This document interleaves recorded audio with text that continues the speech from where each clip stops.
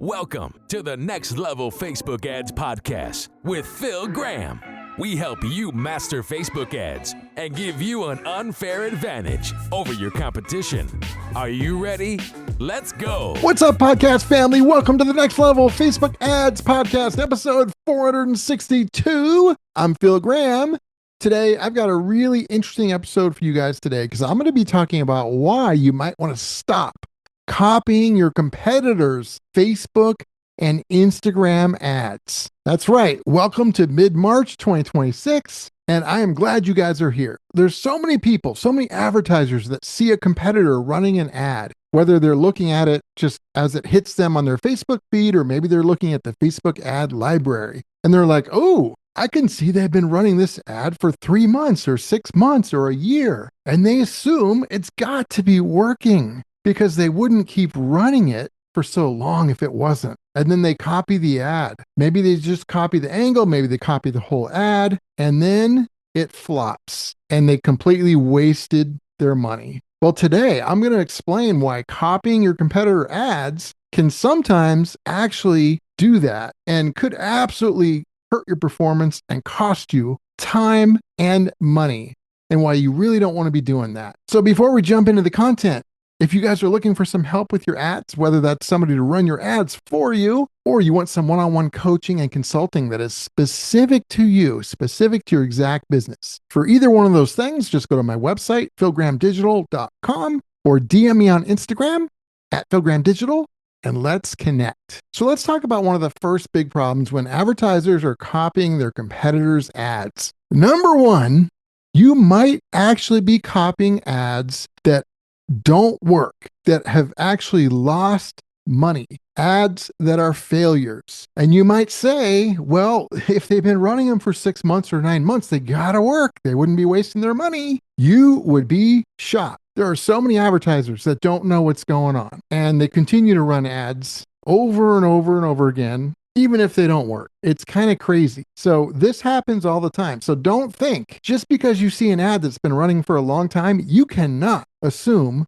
that it works. It might, but it might not. You definitely cannot assume. Just that alone should help you. Don't assume it works just because it's been running a long time. There's a lot of, I'm not going to say dumb, but there's a lot of not smart advertisers out there. Let's just put it as nice as we possibly can, because I've seen it over and over and over again. Inside ad accounts, mind you. I'm not just like guessing. I've seen it. All right. So that's the first part. There's a good chance you're copying losing ads that are losing that advertiser money. And then what happens when you do it? So there's that. But let's set that aside for a second, and let's pretend like you get lucky and you just randomly pick an ad that is not losing an advertiser money. Let's say you picked a good one, so to speak. Here's the problem. The situations are different. There's so many variables. Whoever you're copying might have more brand equity than you. They might have huge retargeting pools of people. They might have been doing it a long time. They might have a lot of years of trust built, a lot of years of credibility that are built. And you also just can't see their metrics. You can't see their data. So you're just copying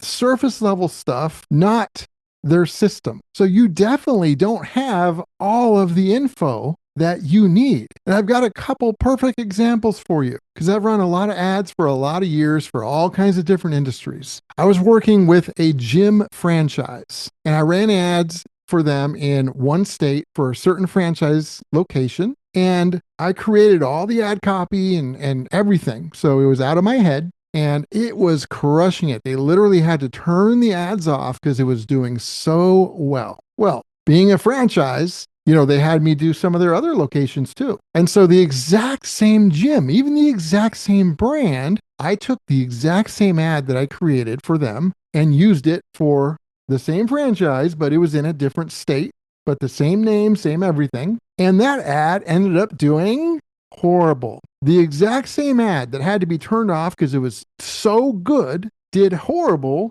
in a different state, even though it's the exact same company, same product. It was a gym, same thing. So there's so many different variables. Now, with that other state, what did we have to do? We had to figure out a different strategy, try some different things until we would find something that worked. That's normal. That's how ads work. Even if you somehow pick a winner to copy, which a lot of times you're going to be copying a loser and you don't know it. But even if you pick a winner, that doesn't mean it's just going to work. There's so many variables. You just don't have all the info. One other quick example I'll give you is a bunch of years ago, I lost a lot of weight and I just went beast mode in the gym. So I was going twice a day, like morning and night, doing the stairs.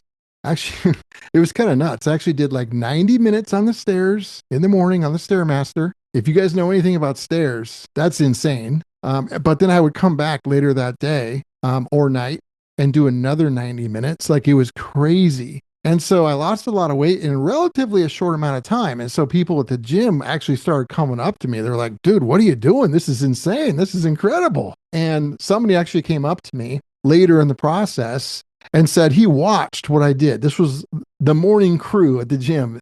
He watched what I did. And so he tried to kind of copy exactly. He watched and saw what I did every single day, and he copied that. And he got some results, but it wasn't as fast as mine. But the thing is, he assumed that that was my only workout of the day because he didn't see what else I did that day. So he actually didn't know that I came back later that day or that night and did it again. He didn't have that information. So he was making judgments and decisions based off of not having all the data. And so this happens all the time with ads. So when you're trying to copy an ad, again, so much of the time, you're going to be copying a losing ad and not even know it. But even when it's not a losing ad and you copy it, it's probably not going to work anyway for all the reasons that I've just shared. And then the other point about this that's really important is a lot of advertisers copy and clone ads.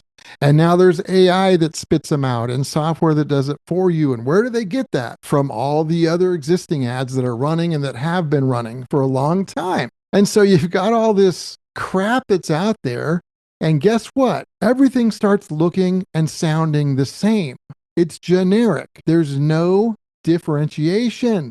That's not good. You don't want to be doing that. That's going to make it so much harder. So I'm not saying don't look at what's out there. You can look at competitor ads and absolutely get some good ideas. And the thing is, if you get a good idea from an ad that you see, you can apply it to your ad without totally copying them and make it your own and make it specific to your strengths and your audience and stuff like that. So I'm not saying don't look at anything and just ignore it, but I am saying don't just copy what you see because it's probably going to fail. So in general, though, to summarize, instead of asking, hey, what are my competitors doing and what can I copy? I would actually say you have a much better chance of success if you ask, what are my competitors doing and what can I do that would be completely and totally different? I think you have a much better chance if you do that, my friends. And as always, just a reminder, it's always important to point out that every business is unique. Results can vary. There's no guaranteed outcomes. So always keep that in mind. I hope that was helpful. Episode 462 is in the books. If you want to get in touch, philgrahamdigital.com is the website, or DM me on Instagram at philgrahamdigital. I'll have another great episode for you next Tuesday, as usual. Until then, I hope you have a great week. Peace out. Thanks for listening to the Next Level Facebook Ads Podcast. Please remember to subscribe and share this with all your friends. For show notes, more tips, and to learn more about Phil, please visit philgrahamdigital.com/podcast.